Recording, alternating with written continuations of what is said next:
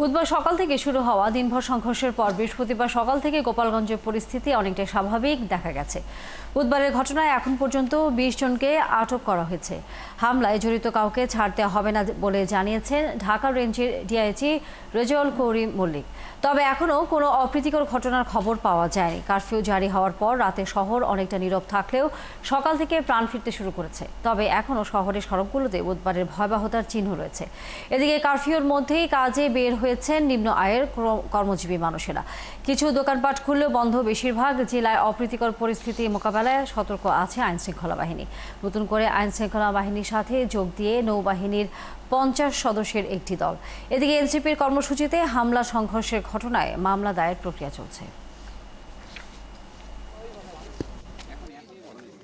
Police তো সবসময় শান্তি শৃঙ্খলার পক্ষে, জনবান্ধব পুলিশ হিসাবে তারা শান্তি শৃঙ্খলা নিরাপত্তা রক্ষায় সবসময় সদা প্রস্তুত। আমরা এই যে ঘটনা ঘটলো এর জন্য শান্তি শৃঙ্খলা রক্ষার জন্য যা যা করণীয় আমরা ব্যবস্থা নেব। কোনো সন্ত্রাসীকে দোষীকে আমরা বিন্দুমাত্র ছাড় দেব না। আমরা এ পর্যন্ত প্রায় ২০ জনের মতো আটক করেছি। আমাদের কারারক্ষীরা যথেষ্ট সাহসিকতার সঙ্গে কাজ করেছেন, যার ফলে আমাদের মেইন যে ডিউটি অর্থাৎ প্রধান যে ডিউটি সেটা হচ্ছে আমাদের কারার ভেতরের যারা কনভিক্টেড আছেন, যারা হাজতে আছেন তাদেরকে সঠিকভাবে নিরাপদে রাখা এবং তাদেরকে সঠিকভাবে তালাবদ্ধ করে রাখা। এখানে তা আমরা সেই জিনিসটা আমরা করতে পেরেছি। খুবই শান্ত এবং শান্ত পরিবেশ করতেছি। এখানে কোনো বিরাজ নেই, কোনো অশান্তি নেই এখানে। কিন্তু আমাদের কথা হচ্ছে যে সুন্দর পরিবেশ, ভালো পরিবেশ বাংলাদেশ চলুক, আমরা এটাই চাই। প্যাডের দায় বার হয়েছি, আমাকে তো এখন আমার ৫-৬টা প্যাড, আমি কীভাবে বাঁচবো? আমার ভাড়ার গাড়ি, আমার ভাড়া দেওয়া লাগবে, রোজ গেলে ৫০০ টাকা ভাড়া দেওয়া লাগবো। তো আমরা রিস্ক নিয়ে এসেছি, কোর্ট বন্ধ, আমাদের কোর্ট খুলে আমাদের আসতেই হবে। এখন এসে শুনি যে কোর্ট বন্ধ, এখন আবার আমরা রিস্ক নিয়ে ফিরে যাচ্ছি।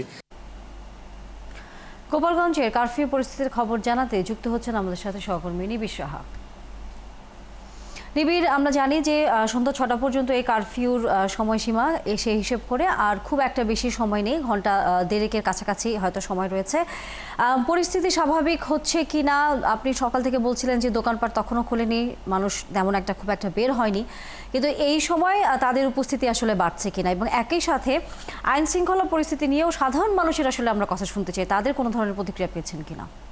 তানি, আসলে এখন আমি গোপালগঞ্জ যে মূল শহর, সেই শহর থেকে খানিকটা দূরে এসেছি এবং এই জায়গার নাম হলো হরিদাসপুর ফেরিঘাট। অর্থাৎ গতকাল কিন্তু এই এলাকাতে সহিংসতা না হলেও কিন্তু আমরা দেখছি যে এই এলাকাতেও কিন্তু আসলে কারফিউয়ের কারণে কিন্তু দুই একটি খাবারের দোকান বাদে সব দোকানই কিন্তু এখানে বন্ধ, এবং যে ছাপটি শহরের মধ্যে আমরা দেখেছি সেটির ছাপ কিন্তু আমরা শহরের বেশ খানিকটা দূরে এসেও কিন্তু আমরা ঠিক তেমন চিত্রই দেখছি।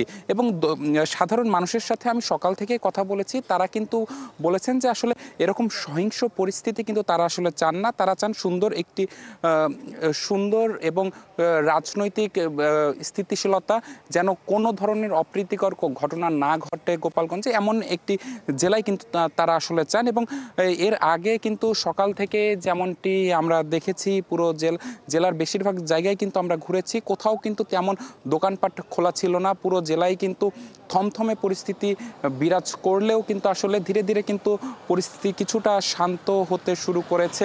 আজকে সকাল থেকে আমরা কোথাও কোনো অপ্রীতিকর ঘটনার তথ্য কিন্তু পাইনি, কিংবা আইন শৃঙ্খলা বাহিনীর সদস্যরাও কিন্তু সেরকম কোনো তথ্য আমাদেরকে দিতে পারেনি। এবং কিছু আমরা দেখেছি দুপুরের দিকে কিন্তু ঢাকা রেঞ্জের ডিআইজি তিনি গোপালগঞ্জের বিভিন্ন এলাকা পরিদর্শন করেছেন, পুলিশ সদস্যদের সাথে কথা বলেছেন, এবং গতকালের যে সংঘর্ষের ঘটনা, সেই সংঘর্ষের ঘটনায় তিনি জানিয়েছেন যে মোট ২০ জনকে গ্রেপ্তার করা হয়েছে এবং তাদের বিরুদ্ধে যে মামলার প্রক্রিয়া সেটি আসলে চলমান আছে।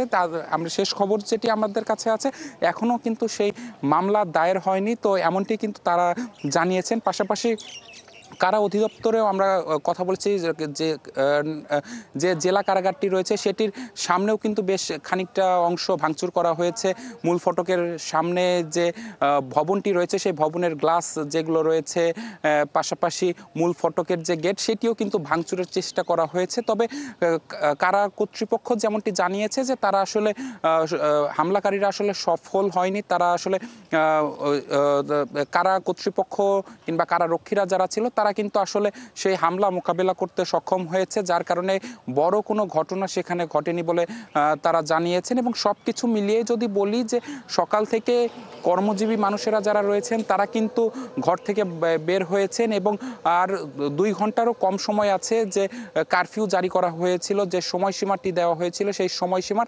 তো এখন পর্যন্ত কিন্তু আসলে সেই সময়সীমা বাড়ানো হবে কিনা সেই বিষয়ে কিন্তু সুস্পষ্টভাবে জানানো হয়নি। তবে জেলা প্রশাসনের পক্ষ থেকে জানানো হয়েছে যে সন্ধ্যা 6টায় তারা আসলে ব্রিফিং করবেন এবং ব্রিফিংয়ের মাধ্যমে কিন্তু আসলে সে বিষয়ে আরও সুস্পষ্টভাবে জানাবেন যে আসলে কারফিউয়ের সময়সীমা আরও বাড়বে কিনা। তো সব কিছু মিলিয়ে এই ছিল আমার কাছে থেকে গোপালগঞ্জ থেকে সবশেষ খবর। তানিয়া, ধন্যবাদ নিবেশা, যুক্ত হয়েছেন আপনি আমাদের সাথে। এবং গোপালগঞ্জের আরও খবর যদি আপনার হাতে এসে পৌঁছে আমরা ফিরবো তখন আবার আপনার কাছে। দর্শক, সহকর্মী গোপালগঞ্জ থেকে নিবেশা যুক্ত ছিলেন এতক্ষণ আমাদের সাথে।